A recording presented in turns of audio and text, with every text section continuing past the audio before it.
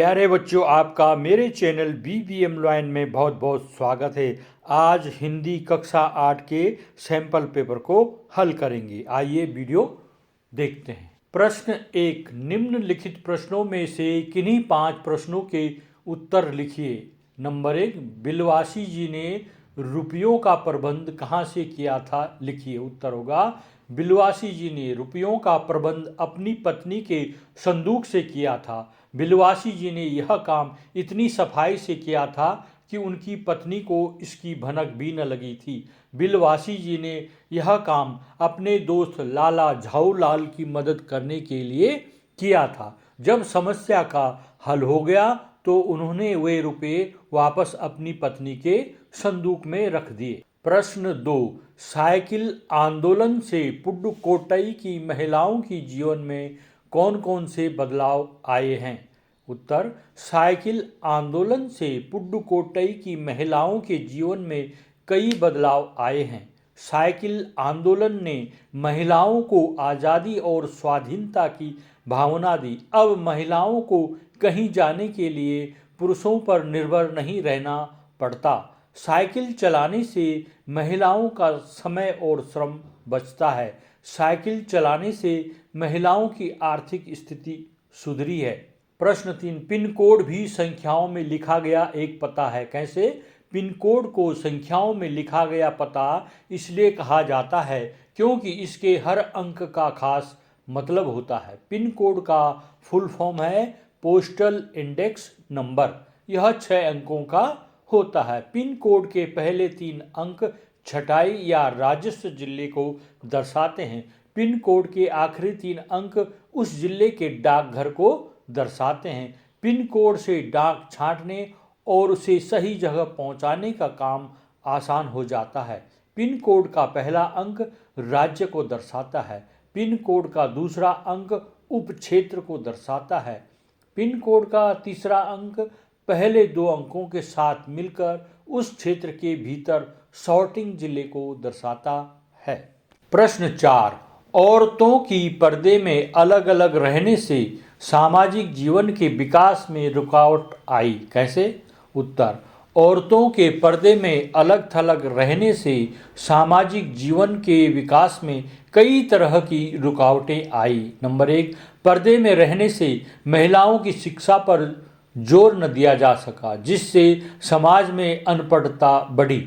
महिलाएं समाज में अपना योगदान नहीं दे पाई, जिससे विकास प्रक्रिया धीमी हो गई। महिलाओं की प्रतिभा का सही विकास नहीं हो पाया। उनकी प्रतिभा व्यंजनों को पकाने और घर के साज सामान बनाने तक सीमित रह गई। प्रश्न 5, वेद शब्द से आप क्या समझते हैं? 4 वेदों के नाम लिखिए। वेद प्राचीन भारत के पवित्र साहित्य हैं और हिंदू धर्म के प्राचीनतम धर्म ग्रंथ हैं। 4 वेदों के नाम हैं ऋग्वेद, यजुर्वेद, सामवेद, अथर्ववेद। प्रश्न 6, निम्नलिखित शब्दों के विपरीतार्थक शब्द लिखिए।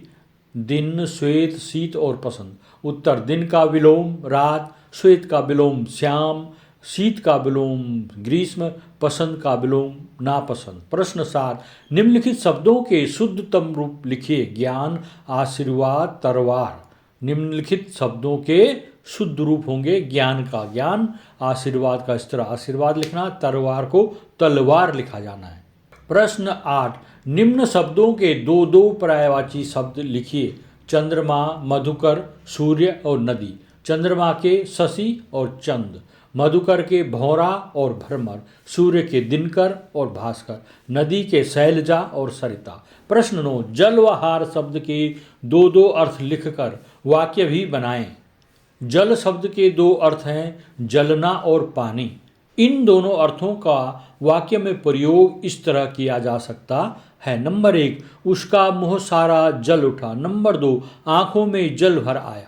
हार शब्द के 2 अर्थ होते हैं, गले में पहना जाने वाला आभूषण, पराजय या शिकस्त। हार शब्द के 2 अर्थों का वाक्य में प्रयोग इस तरह किया जा सकता है, सीमा हार गई। इस वाक्य में हार शब्द का अर्थ पराजय है। दूसरा, राम की गले में मोतियों का हार था। इसमें हार मैंने माला। प्रश्न 10, निम्न तत्सम शब्दों के तद्भव रूप लिखिए। अग्नि, अमूल्य, कदली और केला के। अग्नि का आग, अमूल्य का अमोल, कदली का केला, कोकिला का कोयल। प्रश्न 11, अपने आवश्यक कार्य होने के कारण विद्यालय के प्रधानाध्यापक के लिए 2 दिन के अवकाश हेतु एक प्रार्थना पत्र लिखिए। उत्तर लिखेंगे इसमें आप, सेवा में श्रीमान प्रधानाध्यापक महोदय, उच्च प्राथमिक विद्यालय, विद्यालय का नाम लिख देना, महोदय सविनय निवेदन है कि मेरे छोटे भाई का मुंडन संस्कार 13 अक्टूबर 2024 को है, जिस कारण से मैं विद्यालय में 2 दिन तक उपस्थित नहीं हो सकता हूँ। अतः महोदय से निवेदन है कि मुझे 13 व 14 अक्टूबर 2024 अर्थात 2 दिन का अवकाश प्रदान करने की कृपा कीजिएगा। आपकी महती कृपा होगी। नीचे यहाँ पर आप अपना नाम लिख दीजिए और कक्षा लिख दीजिए और दिनांक लिख दीजिए। ठीक है, इस तरह से इसको करना है आपने, ये जरूर आता है, इसको लिखिएगा। प्रश्न 12, उत्तराखंड पर कम से कम 200 शब्दों में निबंध लिखिए। उत्तर, उत्तराखंड जिसे अक्सर देवभूमि या देवताओं की भूमि कहा जाता है, यह हिमालय की गोद में बसा है। 9 नवंबर 2000 को उत्तराखंड उत्तर प्रदेश से अलग होकर भारत का 27वां राज्य बना। उत्तराखंड की राजधानी देहरादून है। उत्तराखंड में कुल 13 जनपद हैं। उत्तराखंड में 2 मंडल हैं, कुमाऊं मंडल और गढ़वाल मंडल।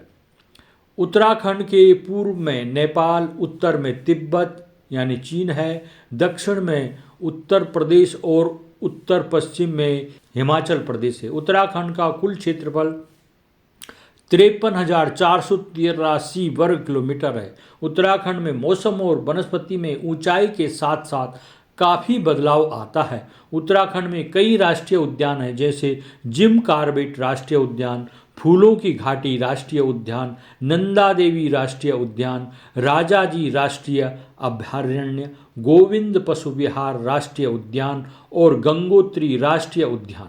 उत्तराखंड अपनी खूबसूरत गढ़वाली और कुमाऊनी संस्कृति के लिए जाना जाता है। विभिन्न परंपराएं, धर्म, मेले, त्योहार, लोक नृत्य, संगीत उन्हें अलग अलग पहचान देते हैं। उत्तराखंड का इतिहास समृद्ध और प्राचीन है।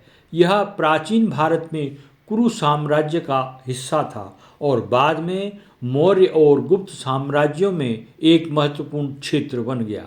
समय के साथ कत्यूरी और चंद राजाओं जैसे विभिन्न राजवंशों ने इस क्षेत्र पर शासन किया। मेरे चैनल को सब्सक्राइब कीजिएगा। अगर आपको ये वीडियो पसंद आ रही है तो आप वीडियो को लाइक कीजिएगा, कमेंट कीजिएगा और इसको शेयर भी कीजिएगा। अगर आप इस चैनल में नए हैं तो मेरे चैनल को सब्सक्राइब भी कीजिएगा। धन्यवाद।